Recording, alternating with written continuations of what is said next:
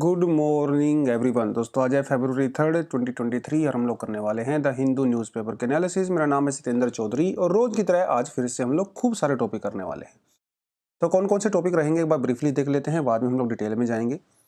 तो एक टॉपिक रहने वाला है जेपीसी। जेपीसी का मतलब होता है जॉइंट पार्लियामेंट्री कमेटी, और आपको पार्लियामेंट्री कमेटी के बारे में बताऊंगा क्या होती हैं, कितने टाइप की होती हैं और ये न्यूज़ में क्यों है। खैर, अडानी ग्रुप की वजह से जो है ये न्यूज़ में है, पार्लियामेंट में काफ़ी बहस हुई इसके बारे में, उसके बारे में थोड़ा बात करेंगे। उसके अलावा एक टॉपिक रहने वाला है यहाँ पे एनजीटी और साइट्स वाला।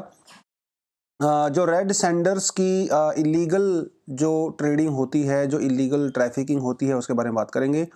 नेशनल ग्रीन ट्रिब्यूनल के बारे में थोड़ा सा बात करेंगे क्योंकि दिल्ली के पर्सपेक्टिव से ये न्यूज़ में है। ठीक है, तो ये दो चीज़ें हम लोग साथ में करने वाले हैं, ये वाला एक ही टॉपिक है बेसिकली। उसके अलावा यूएसए और फिलीपींस के बीच में जो डिफेंस टाइज़ हैं वो और ज़्यादा इंप्रूव हुई हैं, उसके बारे में बात करेंगे। क्योंकि जब हम लोग इंडो पैसिफिक ओशन की बात करते हैं, साउथ चाइना सी की बात करते हैं, जब हम लोग चाइना और अमेरिका के बीच में वॉर की बात करते हैं, तो ये काफ़ी इंपॉर्टेंट टॉपिक हो जाता है अपने लिए। उसके अलावा बजट और उसमें कुछ डायमेंशंस की बात करेंगे और फिर बात करेंगे साउथ एशिया के जो ट्रेड है, दुनिया में जिस तरह से माहौल बन रहा है इन्फ्लेशन वाला वो सब करके, तो साउथ एशियन कंट्री अपनी ट्रेड को कैसे इंप्रूव कर सकती हैं वो हम लोग बात यहाँ पे करने वाले हैं। चलिए जी, लेकिन एक बार फ्रंट पेज पे देख लेते हैं क्या है फ्रंट पेज पे। आप यहाँ पे जैसे देख सकते हो, Adani crash stalls parliament, opposition seeks JPC probe.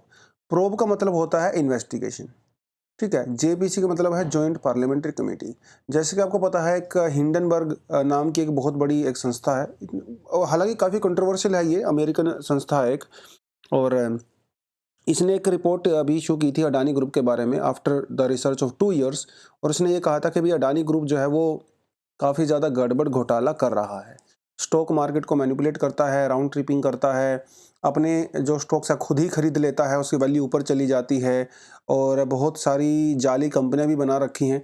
ऐसी बहुत सारी बातें उसने जो अडानी ग्रुप के बारे में बोली। तो जब से ये रिपोर्ट बाहर आई है, हंगामा हो गया भैया पूरे दुनिया में। अब मैं तो दुनिया ही कहूँगा, देश में तो हुआ ही है, दुनिया में भी हुआ है, क्योंकि दुनिया के सेकंड रिचेस्ट पर्सन थे और दुनिया के बहुत सारे बैंकों ने यहाँ पे पैसा लगा रखा था, इंडियन बैंकों के अलावा। हम लोग अपने लिए ज़्यादा कंसर्न हैं क्योंकि देखिए एलआईसी और एसबीआई का भी काफ़ी पैसा यहाँ पे लगा हुआ है, ठीक है। और एसबीआई और एलआईसी के अंदर इंडिया की जो जनता है उन्होंने पैसा डाल रखा है, तो अगर ये खतरे में आते हैं तो कहीं ना कहीं डेफिनेटली लोगों का पैसा भाई वो फंस जाएगा, तो उसकी रिस्पॉन्सिबिलिटी तो सरकार की है। तो पार्लियामेंट में इस समय जो बजट सेशन चल रहा है, वहाँ पे अपोजिशन पार्टीज ने डिमांड करी है कि एक जेपीसी बनाया जाए, जॉइंट पार्लियामेंट्री कमेटी बनाई जाए, और इस पूरे मामले की जांच की जाए, ठीक है, इसकी इन्वेस्टिगेशन प्रॉपर तरीके से की जाए। और देखिए, जैसा आप देख सकते हो इस फोटो में, जैसे Adani Tata gas enterprises, green energy, transmission, cement, power वगैरह सबके स्टॉक जो हैं एकदम से डाउन चले जा रहे हैं। पिछले 8-10 दिनों के अंदर ही $100 बिलियन से ज़्यादा का जो है वैल्यूएशन डाउन चला गया है अडानी ग्रुप्स का। और कहाँ भैया वो सेकंड रिचेस्ट हुआ करते थे, अभी वो 20 से भी बाहर हो गए हैं, है ना। तो ऐसे ही होता है मार्केट में, तभी तो इसे स्पेकुलेशन मार्केट कहते हैं।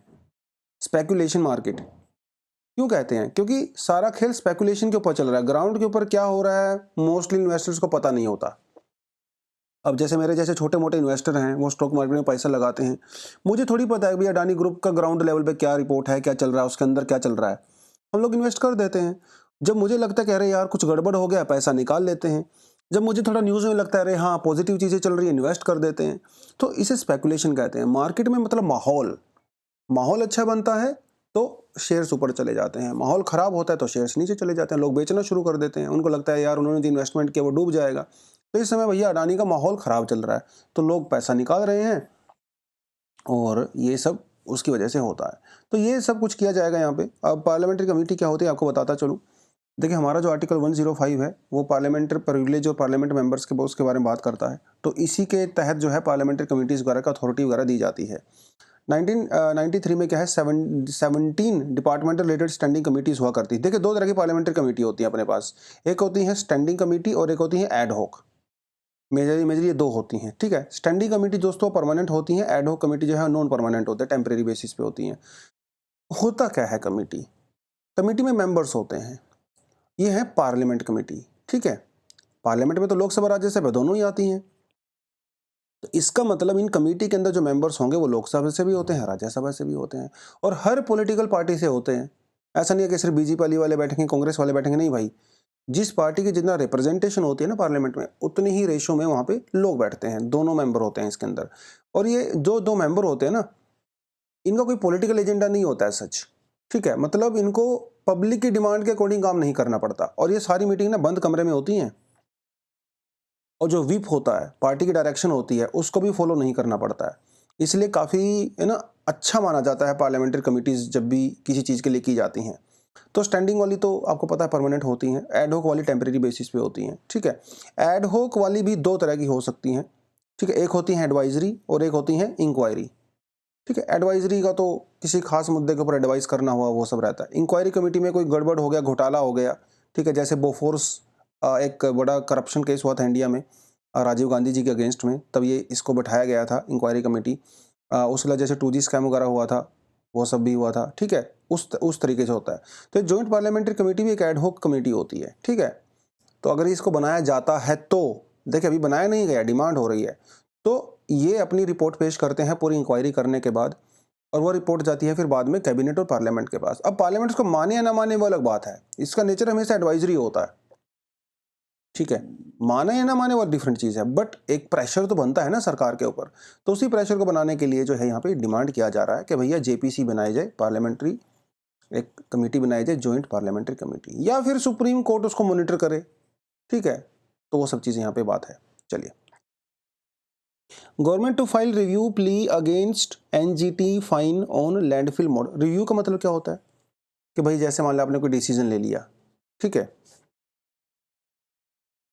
आपके घर वालों ने आपकी शादी का डिसीजन ले लिया कि बच्चे की शादी करेंगे। अब आप घर वालों से रिक्वेस्ट करते हो कि प्लीज़ अपने डिसीजन को एक बार दोबारा से सोच लीजिए। तो जो दोबारा से सोचना होता है ना, उसी को रिव्यू बोलते हैं। तो बात ये है कि दिल्ली में 3 लोकेशन ऐसी हैं जहाँ पे भैया लैंडफिल्स हैं, गाज़ीपुर, भलसवा और ओखला।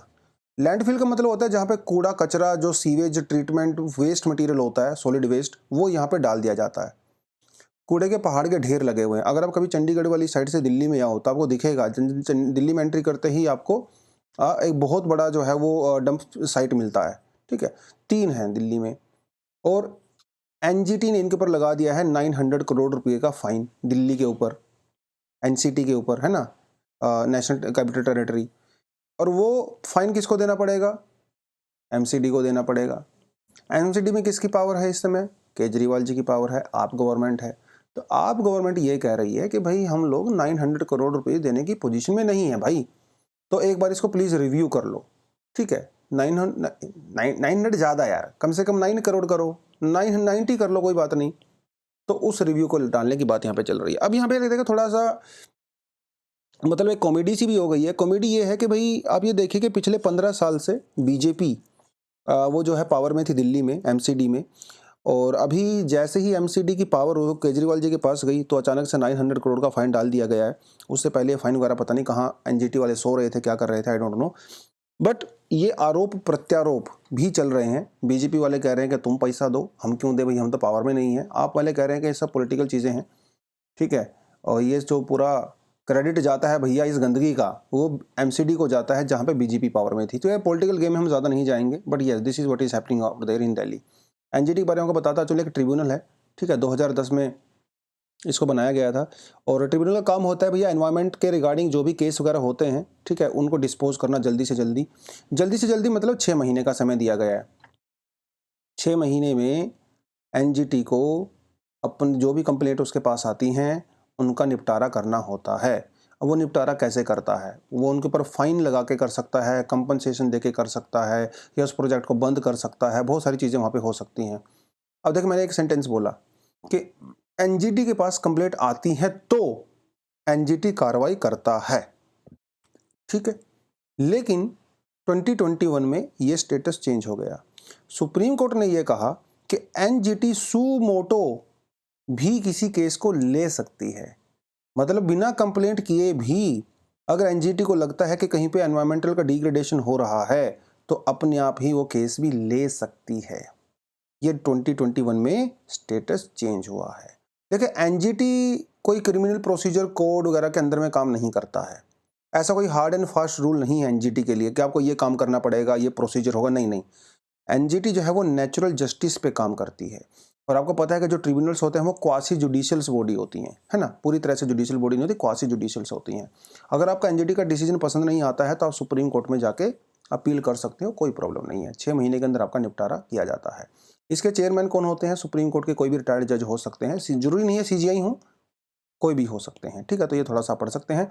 एनजीटी में सबसे नुकसान वाली बात ये है, मतलब इसका जो ड्रॉबैक है वो ये है कि हमारा जो वाइल्ड लाइफ प्रोटेक्शन एक्ट है 1972 और हमारा जो फॉरेस्ट राइट्स एक्ट है 2006, भैया वो इसके अंदर इंक्लूड नहीं है, ठीक है। और मोस्टली जो केस आते हैं वो इसी से रिलेटेड आते हैं, तो ये थोड़ा नुकसान है एनजीटी का, ठीक है। बाकी कल मैंने आपसे 3 एमसीक्यूज पूछे थे, मोस्टली बच्चों ने इसका आंसर सही दिया है और काफ़ी इंप्रेस हुआ मैं, लेकिन कुछ बच्चों ने गलत भी दिया। कोई बात नहीं, गलत करेंगे तभी तो सही तक पहुंचेंगे। बहुत सारे बच्चे तो सिर्फ इसलिए आंसर नहीं करते कि उनको लगता है गलत हो सकता है। अरे भाई, गलत रास्ते से ही हम लोग सही मंजिल तक जाते हैं। अगर आपको ऐसा लगता है आप सिर्फ वही आंसर दोगे जो सही होगा, तो यूपीएससी छोड़ो, कोई भी आप एग्जाम क्लियर नहीं कर पाओगे, क्योंकि आपको नहीं पता होता आंसर सही या गलत है। आप कैलकुलेशंस करते हो परसेंटेज के वाइज, अच्छा 80% सही होगा, 60% सही होगा, उसको आप लगा के आते हो। 100% कुछ भी नहीं होता एग्जाम में बैठ के, तो आप लगाया करो आंसर्स, ठीक है। नीचे कमेंट सेक्शन में बताया करो, आपको ही बेनिफिट होगा इससे, है ना। तो ये आपका आंसर यहाँ पे मैंने दे दिया है, तीनों का जो रेड कलर वाला है वो आंसर है, आप इसको जाके थोड़ा पढ़ सकते हो। लेकिन एक चीज़ है जो मैं यहाँ पे सजेस्ट करना चाहूँगा कि जब आप इस तरह के ये आंसर पढ़ते हो, जैसे मैंने यहाँ पे दिया, अब कुछ स्टूडेंट ऐसे होते होंगे जो ये पढ़ के निकल जाएंगे आगे, चलो अच्छा 2 और 3 हो गया, ये गोंड एंड कोरकू हो गया, 1 2 4 हो गया, ओके जी चलो बाय बाय। कुछ बच्चे ऐसे होंगे जो ये जानने की कोशिश करेंगे कि पॉइंट 1 2 एंड 4 ये करेक्ट क्यों हुआ, पॉइंट 3 जो है वो इनकरेक्ट क्यों हुआ। आप उसमें गूगल करोगे, आपको बहुत अच्छी इन्फॉर्मेशन मिल जाएगी। कुछ बच्चे ऐसे होंगे जो निकल, अच्छा भूटिया है, लेपचा है, गोंड है, कोरकू है, लेकिन कुछ बच्चे ऐसे होंगे जो गोंड, कोरकू, इरूला, टोडा, साहिरिया, इनके बारे में पढ़ेंगे, गूगल करेंगे। अब यही फ़र्क होता है एक आम स्टूडेंट में और एक्स्ट्राऑर्डिनरी स्टूडेंट में। यही फ़र्क होता है कि जो बच्चे कट ऑफ से बाहर रह जाते हैं, कट ऑफ से अंदर रह जाते हैं, क्योंकि वो क्यूरियस हैं, उनको नॉलेज चाहिए, वो ढूंढते हैं नॉलेज, सेल्फ स्टडी करते हैं, रिसर्च करते हैं, उनको बेनिफिट मिलता है डेफिनेटली। तो आप भी उस बेनिफिट को लें, समय दें, क्योंकि इस समय आपकी लाइफ में जो प्रायोरिटी है वो एग्ज़ाम है, बाकी सारी चीज़ें बाद में आएंगी, ठीक है। चलिए बच्चों, CITES database reveals red sanders smuggling, ठीक है। तो साइट्स जो है एक बहुत बड़ी ऑर्गेनाइजेशन है। साइट्स आपको बताता चलूँ साइट्स के बारे में थोड़ा बहुत, मतलब साइट्स जो है एक, इसका मतलब है convention on international trade in endangered species of wild फोना एंड फ्लोरा। साइट्स वैसे तो एक एनजीओ है, ठीक है जी। ये क्या करता है, जो इंटरनेशनल ट्रेड होती है, चाहे वो फ्लोरा में हो चाहे फोना में हो, मतलब प्लांट्स और एनिमल्स दोनों में, तो जो एंडेंजर्ड स्पीसीज हैं उनकी इलीगल ट्रेडिंग को रोकने का काम करता है।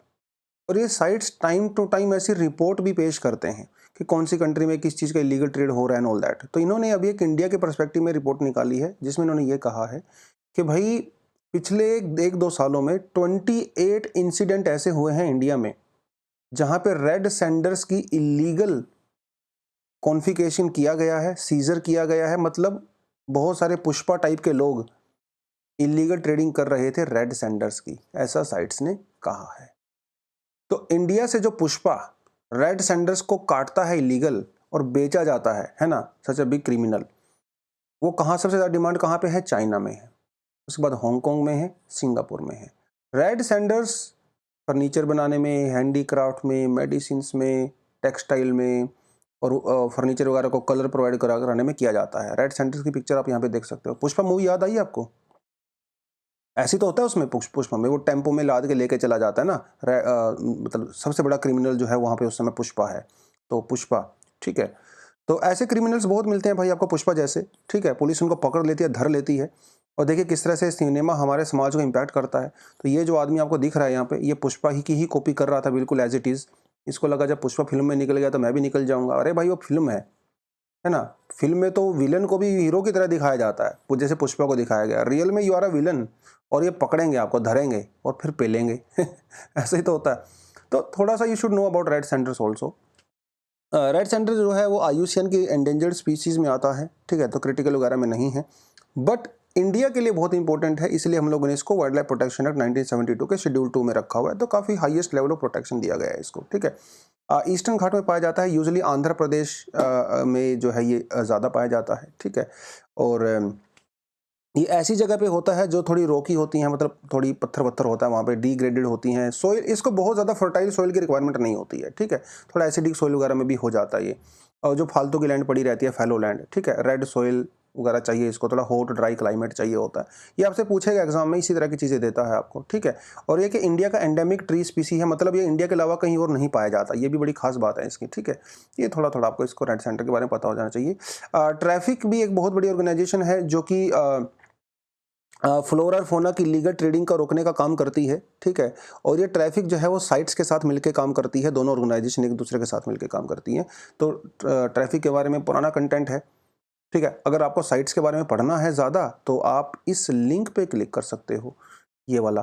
तो जो पीडीएफ आपको मैं दूंगा ना, आप इस लिंक पे क्लिक करना, साइट्स, जहाँ पे साइट्स लिखा हुआ है, आप एकदम बहुत बढ़िया वेबसाइट पे पहुंचोगे और वहाँ पे जाकर साइट्स के बारे में सब कुछ पढ़ सकते हो। आप अपने नोट्स अगर बनाते हो सेपरेटली, अपने नोट्स के अंदर कंटेंट ऐड कर सकते हो, या फिर इस लिंक पे क्लिक कर सकते हो, ठीक है। ट्रैफिक के बारे में मैंने आपको दिया हुआ, कैम्ब्रिज के अंदर इसका जो हेडक्वार्टर है और IUCN के साथ मिलकर काम करता है। ट्रैफिक ने इंडिया में भी कई सारे कैंपेन चला रखे हैं, जैसे don't buy trouble, wanted alive, है ना, इस तरह की चीज़ें चला रखी हैं। थोड़ा आप इसको पढ़ सकते हैं, ठीक है जी। चलिए, कहता है unitary US military base to get greater access to the Philippines में। देखिए, जैसे इंडिया ब्रिटेन की कॉलोनी रहा था, इसी तरह से फिलीपींस अमेरिका की कॉलोनी रहा है, ठीक है। तो डेफिनेटली फिलीपींस और अमेरिका के रिलेशन बहुत डीप हैं, कॉलोनियल रिलेशन है इनके बीच में, और आजकल काफ़ी अच्छे रिलेशन भी हैं। हालांकि पिछले जो प्रेसिडेंट थे फिलीपींस के, वो थोड़ा सा दिमाग ख़राब था उनका, वो चाइना के काफ़ी क्लोज हो गए थे। बट अमेरिका के इस समय 5 बेस हैं फिलीपींस के अंदर, तो इनको कुछ और नए बेसिस की एक्सेस मिली है, तो अब 9-10 बेस हो जाएंगे फिलीपींस में, जहाँ पे आराम से वो अपनी मिलिट्री को, नेवी को, एयरफोर्स को लेके आ सकते हैं, ठीक है। और ये चाइना के लेके खतरे की घंटी है भाई, ठीक है। देखिए, अब लोकेशन दिखा देता हूँ आपको। तो अब देखिए यहाँ पे, ये है अपना फिलीपींस, ठीक है, ये फिलीपींस है भाई। ये है आपका ताइवान, और इधर से आपका साउथ चाइना सी आ जाता है, राइट। और ताइवान तो you know very well, China Taiwan का इशू। अब यहाँ पे ये जो आपको आइलैंड दिख रहा है, ये वाला आइलैंड, इसे लुजोन आइलैंड कहते हैं। अमेरिका के मोस्टली जो बेस हैं वो लुजोन आइलैंड के ऊपर हैं। तो मतलब ये है कि यहाँ पे अमेरिका तैयार होकर बैठा है, अगर चाइना उधर से कोई भी हरकत करेगा ना, तो तुरंत 5 मिनट के अंदर एक्शन ले लिया जाएगा।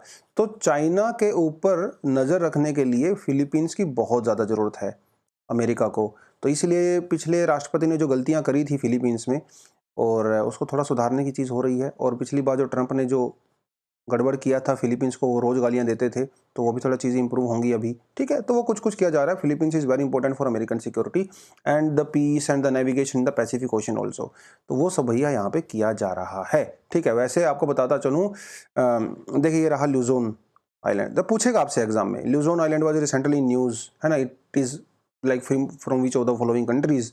इस तरह के क्वेश्चन आपसे एग्जाम में पूछ सकता है, एग्जाम में डेफिनेटली। तो हाँ, मैं क्या बात कर रहा था? मैं बात ये कर रहा था कि दुनिया भर में अमेरिका के इस समय 750 से ज़्यादा बेस हैं। बहुत ज़्यादा है भाई, 750, है ना? उसके बाद आता है यूके। यूके के अराउंड 140 प्लस बेस हैं, 140-145 के आसपास। और चाइना के सिर्फ 5 मिलिट्री बेस हैं। तो सोच के देखिए, कहाँ 5, कहाँ 750। कोई मतलब कोई आप कंपैरिजन ही नहीं कर सकते। ठीक है, आप पैसिफिक ओशन के अंदर घूम के देखोगे तो आपको 100 से ज़्यादा तो पैसिफिक ओशन में मिल जाएंगे। उसके अलावा मिडल ईस्ट में, साउथ एशिया में, दुनिया भर में जो है अमेरिकन बेसिस बने हुए हैं। कुछ अमेरिकन बेस ऐसे हैं जो परमानेंट हैं, कुछ अमेरिकन बेस हैं जो नॉन परमानेंट हैं, कंट्री वगैरह के साथ अग्रीमेंट किया गया है, ठीक है। वो सब आप यहाँ पे क्लियरली देख सकते हो। तो 2014 में भी एक एनहेंस्ड डिफेंस कोऑपरेशन एग्रीमेंट हुआ था अमेरिका और फिलीपींस के बारे में, जिसमें किसी भी समय अमेरिका के जो ट्रूप्स हैं वो फिलीपींस के अपने बेसिस के ऊपर आ सकते हैं, एक दूसरे को ट्रांसफर वगैरह कर सकते हैं। लुजोन आइलैंड के बारे में मैंने आपको ऑलरेडी बता दिया है। हालांकि ये परमानेंट मिलिट्री बेस नहीं है, मतलब ऐसा नहीं है कि 24 घंटे वहाँ पे अमेरिका के जो है सैनिक रहते ही हैं बहुत बड़ी संख्या में, लेकिन कभी भी उनको डिप्लॉय किया जा सकता है, राइट। ये थोड़ा को पता होना चाहिए। आपने बहुत बार न्यूज़पेपर में सुना होगा, यूएस का नेवी फ्लीट है ना, ये 5th फ्लीट, ये 6th फ्लीट, ये 7th फ्लीट, फर्स्ट फ्लीट।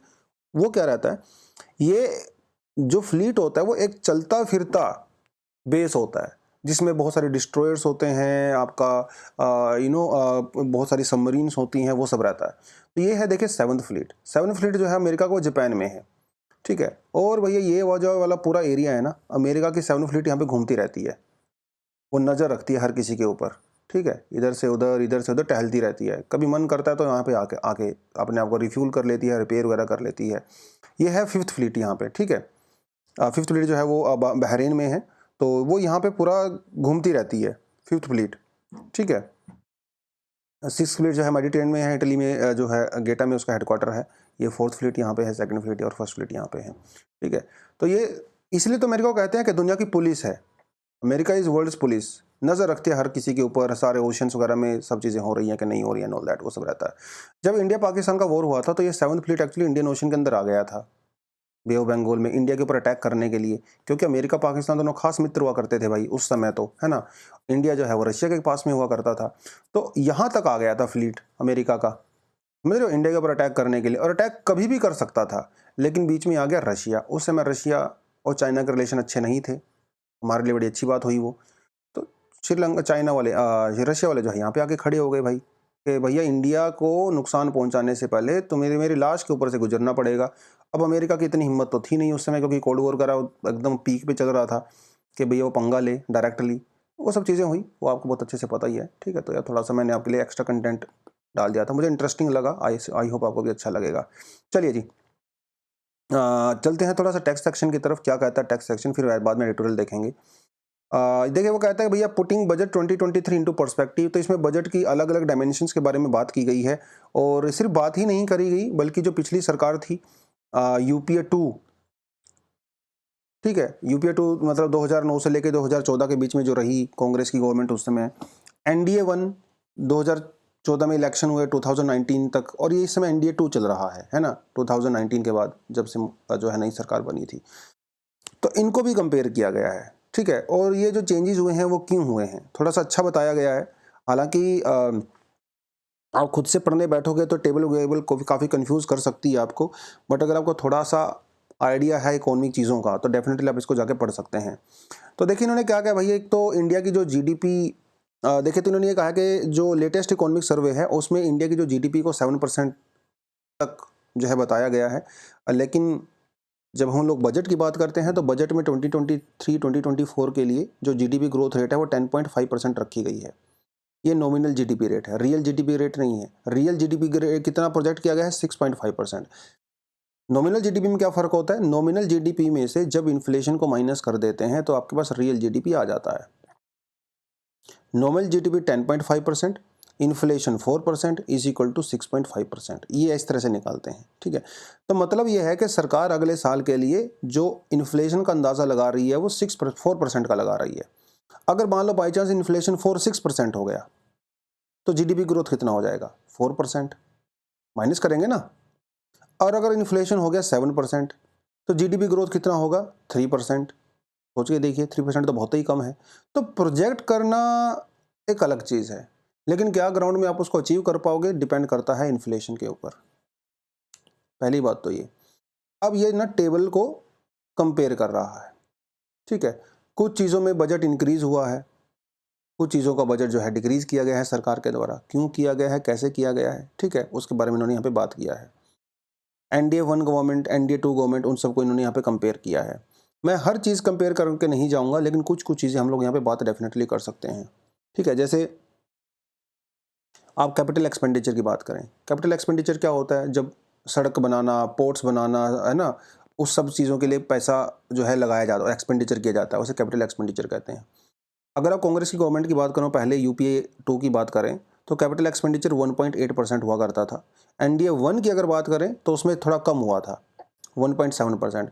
उसके बाद देखिए अब थोड़ा सा 2020 में और 2021-22 में इंक्रीज हुआ है कैपिटल एक्सपेंडिचर, मतलब सरकार खर्चा ज़्यादा करती है। अब ये समझ के देखें, जब कैपिटल एक्सपेंडिचर गवर्नमेंट की तरफ से इंक्रीज होता है तो प्राइवेट सेक्टर की वजह से डिक्रीज होता है। पैसा तो लिमिटेड है ना भाई, सरकार खर्चा करेगी तो प्राइवेट के लिए कुछ बचेगा नहीं, प्राइवेट खर्चा करेगा तो सरकार के लिए नहीं बचेगा, ऑब्वियस सी बात है। अब आप समझ रहे होंगे ये कैपिटल एक्सपेंडिचर पहले 1.8 1.7 चल रहा था, अचानक से 2.2 2.5 कैसे हो गया। यहाँ पे बड़ा रोल आता है कोविड का। कोविड की वजह से, क्योंकि इकोनॉमिक डेवलपमेंट बहुत कम हो गई थी, लॉकडाउन हो गए थे, सब कुछ हो गया था, प्राइवेट सेक्टर के तो बिल्कुल हाथ खड़े कर दिए थे, तो सरकार को इंटरवीन करना पड़ा, तो इसीलिए जो है सरकारी मतलब कैपिटल एक्सपेंडिचर इंक्रीज हुआ था। ठीक है। उसके अलावा आप देखिए फूड सब्सिडी देखिए 0.9% हुआ करता था पहले, फिर इसको बीजेपी की जो पहली सरकार आई थी यूपी एनडीए 1 ने उसने थोड़ा कम कर दिया, फिर ये और कम हो गया 0.5% हो गया, अचानक से 2.7% हो गया। आपको ये पहले से ही पता है क्यों हुआ था, क्योंकि कोविड में प्रधानमंत्री अन्न योजना चलाई गई थी, तो सरकार का खर्चा बढ़ गया था। अब ये धीरे धीरे जो है कम होगा, अब 1.2 होगा, फिर 1.1 होगा, फिर 0.7% होगा, ऑब्वियसली क्योंकि सिचुएशन थोड़ी इंप्रूव हो गई है, तो वो सब चीज़ें यहाँ पे की जाएंगी। ठीक है जी, चलिए एग्रीकल्चर देख लीजिए आप जरा। एग्रीकल्चर में पहले 0.3% खर्चा करते थे हम लोग, मतलब कांग्रेस की सरकार के दौरान, फिर बीजेपी भी 0.3 पे रही, फिर 0.6 हो गया, फिर 0.7 हो गया, फिर 0.6 हो जाएगा, इस तरह से करके। तो यहाँ पे बढ़ा है, डबल हुआ है, आप देख सकते हो क्लियरली।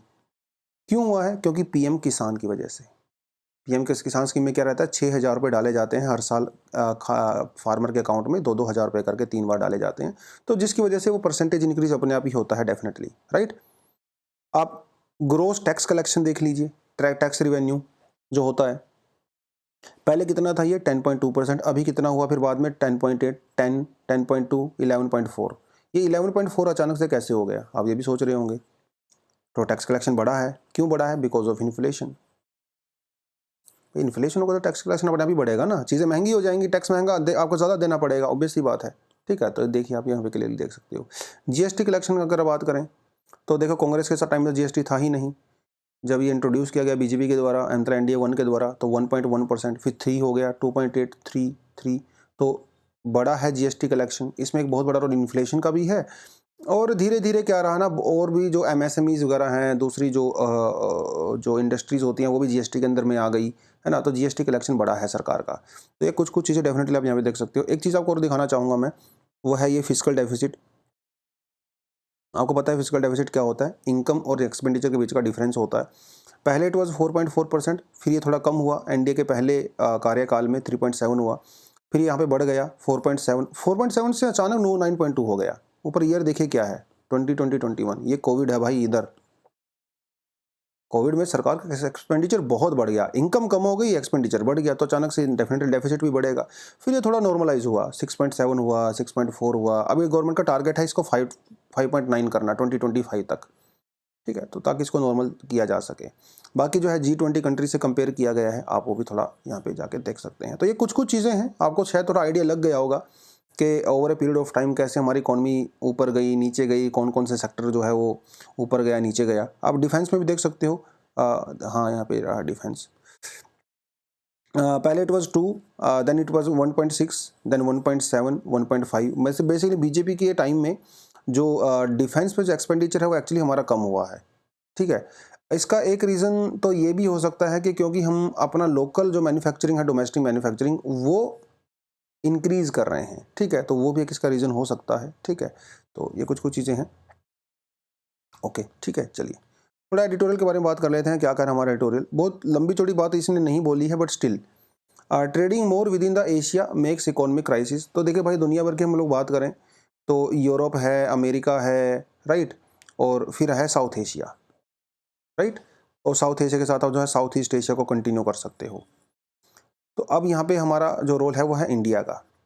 अब इंडिया का ट्रेड अमेरिका के साथ भी होता है, इंडिया का ट्रेड यूरोप के साथ भी होता है, लेकिन दोनों जगह पे क्या चल रहा है इस समय? रिसेशन की हालत में है। तो इंडिया को अगर अपना इकोनॉमी इंप्रूव करना है तो डेफिनेटली हमें साउथ एशिया या साउथ ईस्ट एशिया के ऊपर फोकस करना पड़ेगा।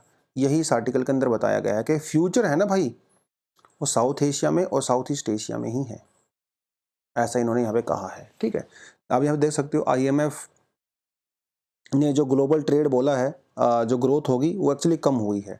2022 में प्रोजेक्ट किया गया था 5.4%, 2023 में किया गया है 2.4%, मतलब दुनिया में ट्रेड कम होने वाला है। रशिया यूक्रेन क्राइसिस और ज़्यादा एस्केलेट हो सकता है, ऐसे अंदाज़ा लगाया जा रहा है, और चाइना की वजह से जो ग्लोबल सप्लाई चेन में दिक्कत आई है वो और ज़्यादा आ सकती है। और भैया कोविड के नए नए जो वेरिएंट आ रहे हैं वो उसको भी आप इग्नोर नहीं कर सकते। तो ये कुछ चीज़ें हैं। तो इनका ये कहना है कि साउथ ईस्ट एशिया और साउथ एशिया को इम्पोर्टेंस दिया जाना चाहिए। हालांकि हम लोग दे रहे हैं, ऐसी बात नहीं है, इंडिया का जो ट्रेड है वो इम्प्रूव हुआ है look east policy, act east policy के तहत, बट और भी ज़्यादा ध्यान देने की यहाँ पे रिक्वायरमेंट है। अगर हम लोग बात करें 1990 और 2018 के बीच में, तो 1990 में हमारा जो टोटल मतलब अगर बात करें तो वो कितना था 332 बिलियन, अभी जो बढ़ के है 500 बिलियन हो गया है, लेकिन यहाँ पे और भी स्कोप है। तो कौन कौन से ऐसे सेक्टर हैं जहाँ पे इंडिया और साउथ एशिया या फिर साउथ ईस्ट एशिया में हम लोग ग्रो कर सकते हैं? इन्होंने 4-5 सेक्टर यहाँ पे बताए हैं। पहला sector, tax reform. South Asia के अंदर कई सारी ऐसी कंट्री हैं जो कि काफ़ी ज़्यादा टैक्स बैरियर लगाती हैं गुड्स और सर्विसेज के ऊपर। टैक्स बैरियर क्या होता है समझ रहे हो? जैसे मान लो बांग्लादेश है, इधर इधर इंडिया है। बांग्लादेश से अगर इंडिया में कोई सामान आता है तो हम यहाँ पे उसके ऊपर इंपोर्ट ड्यूटी लगाते हैं भाई, कस्टम ड्यूटी लगाते हैं। और अगर कस्टम ड्यूटी जितना ज़्यादा होगा, बांग्लादेश वाला सामान उतना ही महंगा हो जाएगा। तो साउथ एशिया में कुछ कंट्री ऐसे बैरियर लगाती हैं जो उनको नहीं लगाना चाहिए अगर आपको ग्रोथ करना है तो। पहली बात इन्होंने ये बोली। दूसरी बात ये कह रहे हैं कि जो स्पेशल इकोनॉमिक जोन्स हैं, जैसे अगर हम लोग जैसे कोची की बात करें, ग्वादर पाकिस्तान में है, बांग्लादेश में जो है मिर्ज़राई है, हम्बनटोटा श्रीलंका में है। हमारे जो स्पेशल इकोनॉमिक जोन है वो खास काम नहीं कर रहे हैं जितना उनको करना चाहिए था। एक तो साउथ ये जो स्पेशल इकोनॉमिक जोन है उनको आप बढ़ावा दीजिए, पहली बात तो ये। दूसरी बात, जो स्पेशल इकोनॉमिक जोन के तहत जो सरकार को इनकम होनी चाहिए वो भी नहीं हो रही है। क्यों नहीं हो रही है? क्योंकि स्पेशल इकोनॉमिक जोन में बहुत सारे टैक्स रिबेट दिए जाते हैं। टैक्स 5 साल के लिए मत दो, 10 साल के लिए मत दो, अब उससे तो रेवेन्यू लॉस होगा ना। तो ये इसके ऊपर फोकस किया जाना चाहिए। तीसरी जो चीज़ इन्होंने कही है वो कही है रीजनल कॉरपोरेशंस, मतलब फ्री ट्रेड एग्रीमेंट्स। हालांकि साउथ एशिया में कई सारी कंट्री में फ्री ट्रेड एग्रीमेंट है ऑलरेडी, जैसे श्रीलंका सिंगापुर में है, पाकिस्तान इंडोनेशिया में है, इंडिया जापान के बीच में भी है। बट फिर भी और ज़्यादा फ्री ट्रेड एग्रीमेंट करने की रिक्वायरमेंट है, क्योंकि इससे क्या होगा, जो हम लोग प्रोटेक्शनिज्म की बात करते हैं, प्रोटेक्शनिज्म, ये देखो वर्ड यहीं पे लिखा हुआ है प्रोटेक्शनिज्म, उससे काउंटर कर सकते हैं। देखिए, एक है ओपन इकोनॉमी जिसमें पूरी दुनिया एक ग्लोबल विलेज है, आप कहीं पे ट्रेड कर सकते हो, सामान आपका कहीं एक्सपोर्ट हो सकता है, कहीं से आप इंपोर्ट कर सकते हो। एक है प्रोटेक्शनिज्म जिसमें आप अपनी डोमेस्टिक इकोनॉमी को प्रोटेक्ट करने की बात करते हो, तो आप थोड़ा क्लोज हो जाते हो। तो इन्होंने कहा भैया क्लोज होना सोल्यूशन नहीं है, ठीक है, प्रोटेक्शनिज्म से लड़ना है। प्रोटेक्शनिज्म कैसे लड़ोगे? जब आप साउथ एशिया में और साउथ ईस्ट एशिया में अपने ट्रेड को इंप्रूव करोगे, तो ऐसे इन्होंने कहा है। तो स्पेशल जो आरसीपी की भी इन्होंने बात कही है। देखिए, इंडिया आरसीपी का मेंबर नहीं है, इंडिया उससे बाहर निकल गया था। मोस्टली कंट्री जो आरसीपी का पार्ट है, तो इंडिया जो है दोबारा से आरसीपी का पार्ट बन सकता है, लेकिन इंडिया भी नहीं बनेगा मुझे नहीं लगता, क्योंकि आरसीपी के अंदर चाइना भी है। और अगर इंडिया पार्ट बन जाता है तो चाइना को वहाँ पे बहुत ज़्यादा एज मिल जाएगा। चाइना बहुत सारा जो सस्ता देसी सामान है, लोकल सामान, वो इंडिया में डंप कर सकता है, इसलिए इंडिया इसका पार्ट नहीं है। एक इन्होंने कही है जो फोर्थ जो सजेशन इन्होंने दिया है, वो इन्होंने कहा है बीमस्टेक और सार्क के बीच में। ठीक है, आप ये देख के चलिए कि सार्क तो लगभग ख़त्म ही हो गया है, क्योंकि सार्क के अंदर पाकिस्तान है। हम लोग किसके ऊपर फोकस कर रहे हैं? बीमस्टैक के ऊपर फोकस कर रहे हैं, Bengal initiative for the multi sectoral technical and the economic cooperation. इन्होंने कहा है भी ये सार्क को भी रिवाइव किया जा सकता है। तो जो जो जियोपॉलिटिक्स के बीच में जो लड़ाइयाँ वगैरह चल रही हैं, थोड़ा इंडिया पाकिस्तान के बीच में अगर सुधार होता है रिलेशन में, तो सार्क को भी हम लोग यहाँ पे इंप्रूव कर सकते हैं। बीमस्टैक के ऊपर और ज़्यादा फोकस करने की रिक्वायरमेंट है, वो तो चल ही रहा है। उसके अलावा G20 पे जो इंडिया की प्रेसिडेंसी है, डेफिनेटली वो तो आप इंप्रूव कर ही सकते हो। तो वही ये इन्होंने कुछ कुछ चीज़ें यहाँ पे बोली थी। अगर आप इंटरेस्टेड हो एक क्वेश्चन लिखने में, आप वो भी लिख सकते हो। ठीक है, देखिए, in the events of in the globe, ऐसे लिख सकते, in the global events of in the global events of apprehensions around slow economic growth,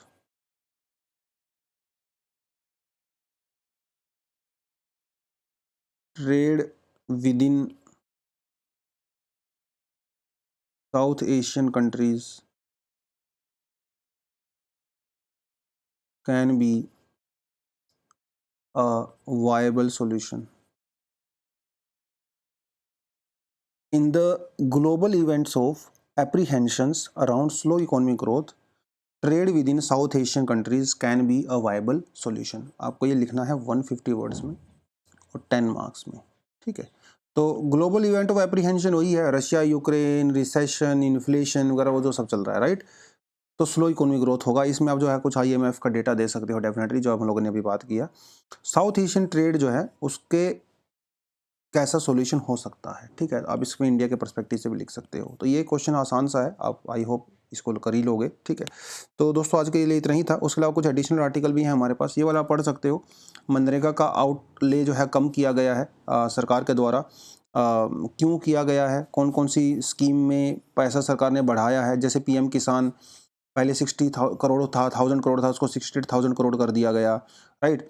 MNREGA का जो पैसा है वो थोड़ा सरकार ने कम किया है। क्यों किया है? सरकार का ऐसा कहना है कि भैया क्योंकि इकोनॉमी ओपन हो गई है तो लोग दोबारा क्या करेंगे, सिटी से गाँव में जो चले गए थे लोग वापस वो सिटीज़ की तरफ आ रहे हैं, तो उनको सरकार को ऐसा लगता है कि आने वाले समय में मनरेगा में डिमांड कम होगा, तो उन्होंने पैसा पहले ही कम कर दिया है।